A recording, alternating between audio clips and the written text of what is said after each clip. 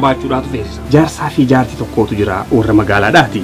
Hedduu wal jaalatanii akkasumaan ammoo dabree wal lolan silalleettuu gaa arrabaa fi ilkeenuu wal madhaawaniimi. Hoggaa wal lolanis fagoo waliin geessanii isumaatu jaarsi dhiifama gaafatee yaagiiftitii homaa irranaa dabre jeetuma araaramaadhaatuma waliin jiraatan. Gaa isiin hogguu lama bultees takkaa'u torbaan tokkottis badii takkanuma gootiiti irra guddaa badii isiin balleessites isumaatu dhiifama gaafatee akkasuma waliin jiraatan isaan kun. Guyyaa tokko akkuma aadaa siidhaatti badii hoggaa balleessitu arrafaa jee badi hoggaa isiin balleessite hunda badiin tasii taatus anumaatu dhiifama ja'a arrataatu kanan godhu jee isiin dhiifama gaafachuu baruu qabdi murteeffate jechuu isiinis an dhalaadha akkamittiin afaani baafadhee dhiifama naa godhi jaan inni haa dhiifama gaafatu malee numaan hin goone jette tana wal qabdee dubbiini ni oolanii eenyu dhiifama gaafatu innis abadanuma badiin tasiiti isiin dhiifama jettu malee dhiifama gaafatu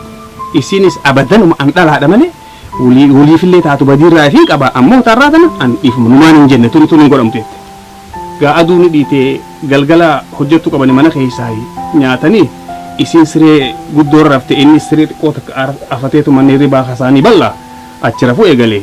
darru dubbii addaan fagaatte ganamaas nama waan nyaatee karaa hojii fi bobbaanii galgalu wal galaniis inninis dhiifama isii eegaa isiinis dhiifama isaa eedii dubbiin daranu addaan fagaachaadhaa deemte ni oolan ni bulan ni oolan qotaan tunis hammaachaa deemte eenyu as bahee dhiifama haa gaafatu torbaan lama gan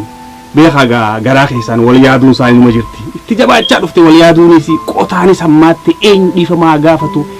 rakkannaan guyyaa tokko akka ta'u dhabee mala tokko baafate namichi abshaala wayiiti